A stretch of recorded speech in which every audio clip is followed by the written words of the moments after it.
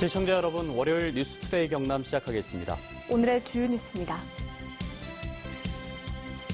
경남 18개 시군의 현안 점검. 오늘은 스마트팜에 주력하고 있는 함안군과 군청 건립을 추진 중인 남해군을 짚어보겠습니다.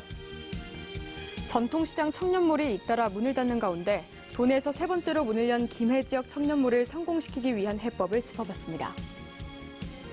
태화강으로 돌아오는 연어 개체수를 높이기 위해 올해부터 새로운 방류 방법이 도입됩니다. 21대 총선에서 경남은 현직 의원들의 불출마 선언과 공천 결과에 따라 교체폭이 최소 4곳을 넘어설 것으로 전망됩니다. MBC 경남은 새해를 맞아 각 지역의 현안들을 짚어보고 있는데요. 오늘은 함안군으로 시작합니다. 함안군은 첨단 기술에 기반한 스마트팜을 늘리고 물류 체계를 개선해서 유통의 경쟁력을 높인다는 계획입니다. 함안 농업에 활력을 불어넣을 수 있을지 김태석 기자가 취재했습니다. 이곤동 씨는 4년 전 부친의 파프리카 농사를 이어받으며 스마트팜에 뛰어들었습니다. 대규모 시설에다 첨단 기술을 이용하니 품질도 좋아지고 매출도 늘고 있습니다. 휴대전화로 비닐하우스 내 시설을 작동하는가 하면 집에서도 컴퓨터를 이용해 온도와 습도 등을 감시하고 조절할 수 있습니다. 함안의 대표적인 작물인 수박을 재배하는 데 첨단 기술을 접목한 함안형 스마트팜 시범 사업도 시작합니다. 함안군은 수출 전문 스마트팜 온실 1헥타르를 신축하는 것을 비롯해 스마트팜의 작물 범위와 규모를 더욱 늘릴 계획입니다. 물류 체계는 산지 유통 시설을 강화한다는 목표입니다. 공동 선별로 품질을 규격화하고 직거래 택배비와 에어포켓 제작비를 지원하며 온라인이나 TV 홈쇼핑 등 홍보에도 주력합니다. 기후변화 대응 아열대 유망가종 재배 확대를 위해 아열대 고소득 가수 애플망고를 확대 조성하여 농가 소득 증대를 기하고 하지만 함안군의 농업 정책 방향이 대형화나 생산성 위주여서 소농이나 가족농에 초점을 맞추는 정부 정책과 다소 맞지 않느냐는 비판도 있습니다. 농민수당제를 신설한다든지 중소농의 안정적인 소득 확보 그리고 가격을 어떻게 유지할 것인지에 대한 전환이 필요하다고 봅니다. 또 여성 농민이나 이주 여성을 위한 함안군의 특별한 정책이 없는 점도 아쉬운 대목입니다. MBC 뉴스 김태석입니다. 네, 이어서 남해군입니다. 남해군의 현안 사업은 경남에서 가장 오래된 군청사를 새로 짓는 일입니다. 남해군은 700억 원을 투입해서 현 군청터에 새 청사를 짓기로 확정했는데요. 해결 과제가 적지 않습니다. 이 내용은 이준석 기자가 보도합니다. 1960년 준공한 남해군청은 경남에서 가장 오래된 자치단체 청사입니다. 넓고 좁은 청사의 신축은 20년 전부터 본격적으로 추진됐습니다. 하지만 번번이 위치 문제로 무산되다 지난해 남해군이 공론화 과정을 거쳐 현 군청터에 새 청사를 짓기로 확정했습니다. 신축 예산은 무려 700억 원이지만 차곡차곡 모은 기금이 600억 원으로 앞으로 2, 3년만 더 적립하면 비용 문제는 완전히 해결됩니다. 돌봄의 공간, 복지의 공간, 또 휴양의 공간, 문화의 공간을 아우르는 그런 역할을 할 수 있도록 만들겠습니다. 남해군은 올해 보상과 실시 설계, 문화재 조사에 들어가 2023년 청사를 완공할 계획인데 해결 과제도 산적합니다. 신청사 면적 18,000여 제곱미터 가운데 절반이 상가와 주택 같은 사유지입니다. 식당을 밖에 가서 지을 정도로 보상을 주면은 우리가 참 하는데 그리 안 된다면은 우리도 좀 곤란합니다. 군청 뒷담은 조선 세종 21년인 1439년 축조한 남해 업성입니다. 무당과 악공이 구슬라는 1912년 사진에 담긴 거성으로 군청 신축이 남해 업성 복원 과정이어야 한다는 목소리가 나오고 있습니다. 문화재 발굴 조사와 복원 기간이 길어질 수 있는 대목입니다.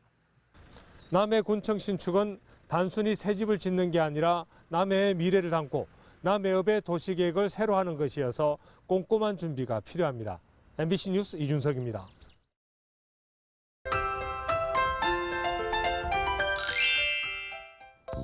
주말이 지나고 공기가 더 쌀쌀해졌습니다. 오늘 아침 기온은 영하권에서 시작하며 낮 기온도 어제보다 1에서 3도가량 낮겠는데요. 오늘 창원의 아침 최저 기온 영하 1도, 진주 영하 4도에서 시작합니다. 낮에는 창원 5도, 진주 6도까지 오르겠습니다. 오늘 북쪽의 찬 공기와 서해상의 따뜻한 공기가 만나 눈발이 날리는 곳이 있겠습니다. 눈은 거창, 합천 등 경남 서부 내륙을 중심으로 오늘 오전까지 산발적으로 날리겠습니다. 위성 영상 보시면 오늘 대체로 맑은 날씨를 보이면서 밤부터 차차 구름 많아지겠습니다. 경남 서부 내륙은 가끔 구름 많겠고요. 오늘 미세먼지 걱정 없이 깨끗한 공기를 마실 수 있겠습니다. 오늘 기온 평년 기온을 밑돌면서 낮 기온이 크게 오르지 않습니다. 오늘 아침 기온부터 살펴보시면 밀양 영하 4도, 함안 영하 2도에서 시작합니다. 낮에는 밀양 6도, 양산 7도까지 오르겠습니다.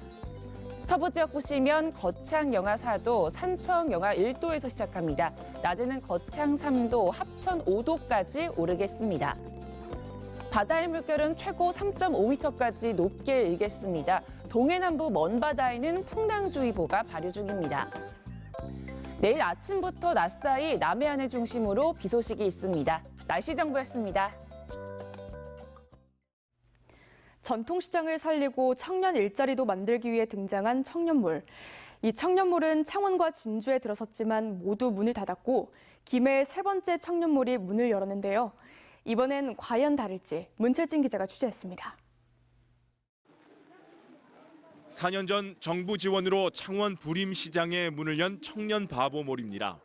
14개 점포가 영업을 시작했지만 1년여 만에 모두 문을 닫았습니다. 이듬해 진주 중앙시장에 개장한 청춘다락도 2년 만에 12개 점포가 모두 폐점했습니다. 김해를 대표하는 전통시장인 동상시장에 세 번째 청년몰 동춘시가 문을 열었습니다. 음식점 위주였던 기존 청년몰과 달리 공방과 제과점, 카페 등을 함께 입점시키고 내부도 세련되게 꾸며 다양한 소비자들이 찾을 수 있도록 했습니다. 사업 초기 시행착오를 줄이기 위해서 창업자들은 1년여 동안 교육도 받았습니다. 세무나 이런 쪽은 전혀 좀 몰랐었는데 이제 교육 받으면서 장사를 하려면 어떤 것부터 서비스, 응대 이런 것부터 배우니까 좀 많이 도움이 된 것 같아요. 임대료 지원이 끝나면 어김없이 시장을 떠났던 창원과 진주의 청년몰 사례를 되풀이하지 않기 위해 김해시는 건물을 직접 매입해 임대료를 월 10만 원 선으로 대폭 낮췄습니다. 청년몰 주변에 광장을 조성하고 주차장도 신설하는 등 유동 인구를 늘릴 대책도 마련했습니다. 2, 3층을 저희 시가 매입을 해서 사업을 추진을 함으로 인해서 임대료가 저렴하고 그다음에 임대료 상승의 그런 문제가 해소될 수 있었습니다. 동상시장 상인들은 청춘몰이 침체된 시장에 활력을 불어넣기를 바라고 있습니다. 외부에서 젊은 40대, 30대, 40대들이 우리 시장에 많이 지금 돌을 것으로 기대를 하고 있습니다. 그래야만이 청년몰과 우리 재래시장이 활성화되지 않겠느냐. 우후죽순 생겼다 사라지는 청년몰이 성공하기 위해선 당국의 지속적인 사후 관리와 더불어 전통시장 자체의 혁신도 필요하다는 지적이 나오고 있습니다. MBC 뉴스 문철진입니다. 더불어민주당이 낙동강벨트 사수를 위해 경남 차출을 거론한 김두관 의원이 당의 거절 의사를 밝혔습니다. 또 자유한국당에 복당한 조혜진 전 의원은 오늘 예비 후보에 등록할 것으로 알려져 홍준표 전 지사와의 공천 경쟁이 이뤄질지 관심입니다. 정가브리핑 윤주화 기자입니다. 더불어민주당 김두관, 김포갑 의원이 당의 PK 차출 요구에 거절 의사를 밝혔습니다. 김 의원은 지난 10일 국회 당무위원회 직후 기자들과 만난 자리에서 당의 전략적 고민은 충분히 알지만 정치적으로 힘들 때 감싸준 김포 시민에 대한 예의가 아닌 것 같아 정리했다고 말했습니다. 하지만 민주당에서는 최근 불안해진 영남권 지지율 회복을 위해선 거물급 투입이 불가피할 것으로 보고 있어 김 의원의 최종 행보가 주목됩니다. 자유한국당에 복당한 조혜진 전 의원이 오늘 밀양, 창녕, 함안, 의령 지역구 예비후보로 등록할 것으로 전해져 고향 출마 의사를 밝힌 홍준표 전 지사와의 공천 경쟁에 관심이 쏠립니다. 복당 직후 한국당 경남도당 신년 인사회에 참석해 지도부에 눈도장을 찍은 조 전 의원은 3선 도전으로 위기에 처한 당을 살리는 데 힘을 보태겠다고 밝혔습니다. 앞서 홍 전 지사는 마지막 정치 일정은 고향에서 시작하겠다고 밝힌 바 있지만 한국당은 원내외 중진들의 험지 출마를 압박하고 있습니다. MBC 뉴스 윤주화입니다. 태화강으로 돌아오는 연어 개체 수가 해마다 줄고 있습니다. 태풍으로 인한 영향과 해수온 상승이 주 원인으로 꼽히는데요. 태화강 생태관이 회귀율을 높이기 위해 올해부터 새로운 방류 방법을 도입하기로 했습니다. 이용주 기자입니다. 부화한 지 5달 된 어린 연어들이 꼬리를 힘차게 흔들며 물속을 가릅니다. 태화강에 방류된 어린 연어들은 4년 뒤 돌아올 것을 약속하며 먼 여행을 시작합니다. 태화강 생태복원의 상징인 연어. 울산시는 지난 2000년부터 매년 봄마다 수십만 마리의 어린 연어를 태화강에 방류했습니다. 하지만 태화강으로 회귀하는 연어 개체수는 해마다 줄어 지난 2014년 1,827마리에서 지난해에는 162마리로 뚝 떨어졌습니다. 같은 기간 전국 하천의 연어 회귀율 역시 4분의 1로 줄어든 상황. 늦가을 태풍 영향과 바닷물 수온 상승이 원인으로 지목되지만 말 그대로 추정일 뿐입니다. 회귀 연어 감소 이유를 밝히기 위해 태화강 생태관이 올해부터 세계 연어협회에 새로운 방류 방법을 도입하기로 했습니다. 연어 알에 차가운 물을 넣으면 귀 속에 이석이라는 뼈의 성장이 느려져 나무에 나이테 같은 무늬가 생기는데 이 이석을 인위적으로 조정해 연어의 출생지를 기록하는 겁니다. 이석 표지 방식은 연어 머리에 심는 철사형 추적 장치보다 폐사율은 낮고 식별률이 높다는 게 생태관의 설명입니다. 수온 자극만 주면 되기 때문에 인건비나 이제 재료비가 전혀 들지 않고 또 이제 기존의 방법에 비해서 많은 양을 할 수 있기 때문에 태화강 생태관은 이와 함께 연어 치어를 시민들에게 분양해 키우게 한 뒤 태화강에 방류하는 방안에 대해서도 검토를 벌이고 있습니다. MBC 뉴스 이용주입니다. 투데이 경남 순서입니다. 제245회 거창군 의회 임시회가 오늘 오전 10시 거창군 의회에서 열립니다. 함안 혁신과 현안사항 전략회의는 오늘 오전 8시 40분부터 함안군청 2층 회의실에서 진행됩니다.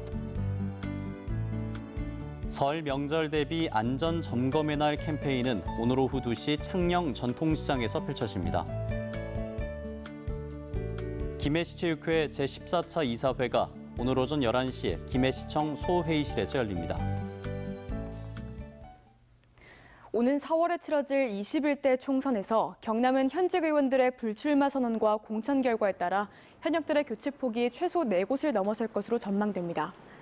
지역 정가에 따르면 경남 지역구 16석 가운데 현직 의원이 불출마를 선언했거나 공석으로 물갈이가 확정된 곳은 4곳이지만 다선 의원들의 세대 교체와 각 당의 공천 결과, 보수와 진보 정당의 치열한 선거 구도로 교체폭은 더 늘어날 것으로 보입니다.